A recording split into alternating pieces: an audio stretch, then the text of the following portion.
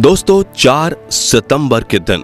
Vikram lander और प्रज्ञान rover चंद्रमा की गोद में गहरी नींद में सोए थे और उस वक्त इसरो के वैज्ञानिकों ने उम्मीद की किरण दिखाते हुए कहा था कि 22 सितंबर के दिन जब चंद्रमा पर नई सुबह होगी तब विक्रम और प्रज्ञान भी अंगड़ाई लेंगे। लेकिन 22 तारीख को गुजरे आज एक हफ्ता होने को आया है, मगर फिर भी विक्रम और प्रज्ञान के जागने की कोई खबर नहीं मिली, जिससे देशवासियों को ये उम्मीद की किरण धुंधली होती हुई नजर आ रही है। और हर किसी के दिमाग में यही सवाल है कि क्या अब इसरो अपना कोई चमत्कार दिखाकर विक्रम लैंडर को जगा पाएगा या फिर यही चंद्रयान 3 मिशन का अंत है और विक्रम लैंडर अब कभी भी जाग नहीं पाएगा। इसलिए आज हम अपनी बात को बिना घुमाए फिराए आपको इन्हीं सवालों के सटीक जवाब देने वाले हैं, तो पूरा वीडियो जरूर देखिएगा और नए दर्शक चैनल को सब्सक्राइब भी कर दीजिएगा। दोस्तों, इसरो के साइंटिस्ट ने स्लिप मोड में डालने से पहले चंद्रयान 3 के लैंडर विक्रम और रोवर प्रज्ञान को इस तरीके से पाक किया था कि 22 सितंबर के दिन जब भी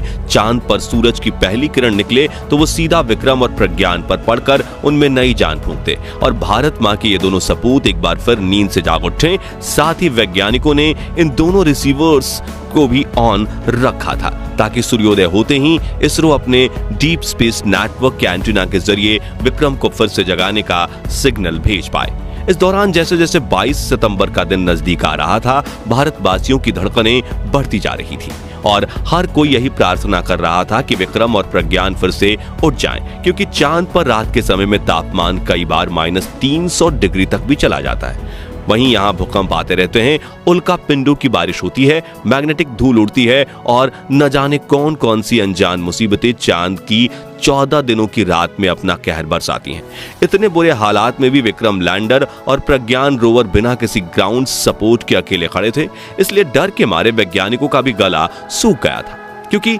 आसपास नजर रखने के लिए भी वैज्ञानिकों के पास साधन के नाम पर सिर्फ विक्रम और प्रज्ञान के कैमराज और सेंसर्स ही थे, जो कि रात के समय बैटरी चार्ज ना होने की वजह से बंद थे। हालांकि जैसे तैसे करके हम सभी ने अगले 18 दिनों तक इंतजार किया और 22 सितंबर का दिन आ ही गया। अब इसरो के वैज्ञानिक विक्रम को सिग्नल भेजने वाले थे, तो 22 तारीख के दिन जैसे ही सुबह की पहली किरण के साथ वैज्ञानिकों ने विक्रम लैंडर को खुद को ऑन करने का कमांड भेजा, उसने कोई जवाब नहीं दिया। जिसके बाद दूसरा, तीसरा, चौथा ऐसे करके शाम तक वैज्ञानिक विक्रम को कमांड भेजते रहे, लेकिन विक्रम चुप था। जो देख बड़े दुख के साथ इसरो ने देशवासियों को बताया कि विक्रम हमारे कमांड का रिप्लाई नहीं दे रहा है, लेकिन हम कोशिश नहीं छोड़ेंगे। मगर दोस्तों, इसरो के उस मैसेज को भी आज 6 से ज्यादा दिन बीत चुके हैं, लेकिन इसरो खामोश है। उन्होंने हमें इस मिशन के बारे में अब तक कोई अपडेट नहीं दिया है। तो क्या यही खेल खत्म हुआ या फिर इसरो कोई चमत्कार कर सकता है? आइए जानते हैं। साथियों, विज्ञान किसी चमत्कार को नहीं मानता, वो तो सिर्फ भरोसा रखता है डेटा पर, और हम भी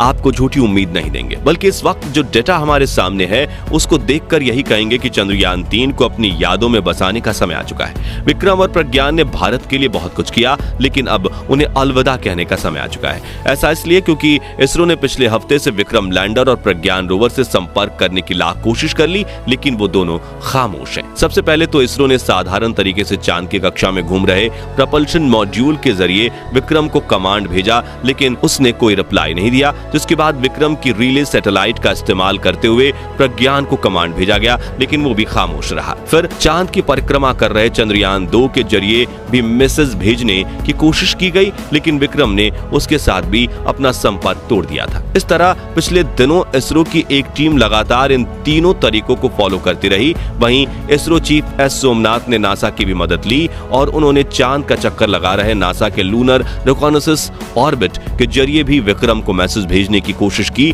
लेकिन इस ऑर्बिटर से मिले सिग्नल को भी विक्रम लैंडर ने कोई रिस्पांस नहीं दिया। इतना ही नहीं, चंद्रयान 4 मिशन में भारत के साथी बने जापान ने भी चांद की तरफ जा रहे अपने स्लिम लैंडर के जरिए विक्रम से बात करने की कोशिश की, लेकिन यहां भी हाथ लगी तो सिर्फ नाकामयाबी। वहीं यूरोप समेत कई दुनिया की एजेंसीज ने इसरो की तरफ मदद का हाथ बढ़ाया, लेकिन बात नहीं बन पा रही। दोस्तों, इन्हीं सर्कमस्टांसेस को देखकर कई एक्सपर्ट्स का यह कहना है कि विक्रम और प्रज्ञान चंद्रमा की रात के कहर के सामने टिक नहीं पाए होंगे, जिससे उनके इक्विपमेंट्स काफी ठंडे पड़ गए होंगे, या फिर चांद पर आए किसी भूकंप की वजह से वो पलट कर गिर गए होंगे। हालांकि अब चांद पर इन दोनों के साथ क्या हुआ वो तो आने वाले कई सालों तक एक रहस्य बना रहेगा, लेकिन यही एक सवाल खड़ा होता है कि आखिर इसरो ने विक्रम और प्रज्ञान को बंद ही क्यों किया। दोस्तों एक सिंपल सा इक्वेशन है कि रिस्क लो या भूल जाओ, क्योंकि अगर 4 सितंबर को इसरो के वैज्ञानिक प्रज्ञान और विक्रम को बंद नहीं करते तो अगले 2 दिनों में चांद पर रात होते ही इन्हें सौर ऊर्जा मिलना बंद हो जाती, जिससे इन दोनों की बैटरी धीरे धीरे करके ड्रेन होने लगती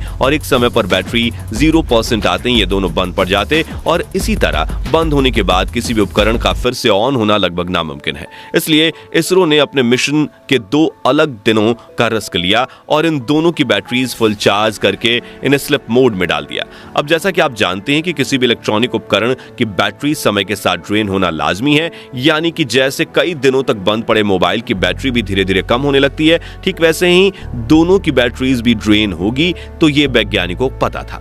लेकिन फुल बैटरी करके उन्होंने ये शॉट लिया था कि अगले 14 से 16 दिनों के बाद जब सूर्योदय होगा तब इनकी कुछ % बैटरी बची रहेगी जो रिसीवर के जरिए हमसे सिग्नल लेगी, जिससे विक्रम और प्रज्ञान ऑन होकर सौर ऊर्जा से फिर से खुद को ऑन कर लेंगे, जिससे हम सेकंड्स मिशन के लिए एक्स्ट्रा 14 दिन का समय निकाल सकते हैं। और अगर ये टेक्निक काम कर गई तो विक्रम और प्रज्ञान अगले 4-5 सालों तक भी खुद को बंद चालू करते हुए रिसर्च मिशन कर सकते हैं। अब यहाँ वैज्ञानिकों ने जो दिमाग चलाया था वो वाकई में काबिले तारीफ था, लेकिन बदकिस्मती से चांद की रात के सामने विक्रम और प्रज्ञान टिक नहीं पाए और 22 तारीख से लेकर आज तक उनमें कोई भी रिस्पॉन्स नहीं देखा गया है। हालांकि दोस्तों वैज्ञानिकों के हवाले से बताया जा रहा है कि जैसे ही सूर्य की धूप विक्रम और प्रज्ञान और ज्यादा गर्म करेगी तभी ये दोनों फिर से जाग सकेंगे, क्योंकि खुद को गर्मा कर के -300 डिग्री से +20 से 35 डिग्री तापमान तक पहुंचने में इन्हें समय लगेगा। लेकिन अगर ठंड की वजह से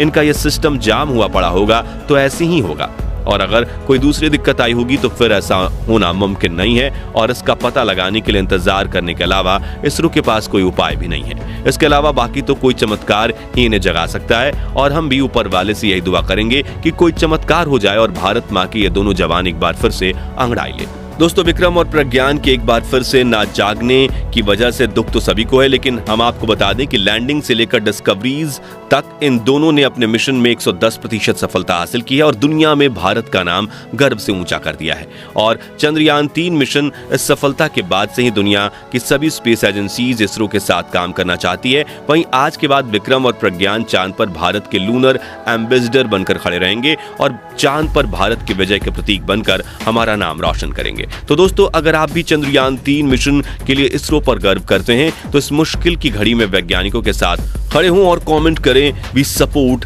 इसरो। ये वीडियो अच्छा लगा हो तो जल्दी से इसे लाइक और शेयर कर दीजिए। साथ ही चंद्रयान 3 से जुड़े लेटेस्ट अपडेट्स पाने के लिए हमारे चैनल को सब्सक्राइब करके पास वाली घंटी जरूर बजा दीजिए। अगर आप ये वीडियो फेसबुक पर देख रहे हैं तो प्लीज हमारे पेज को लाइक और पेज को फॉलो करना बिल्कुल भी मत भूलिएगा। धन्यवाद।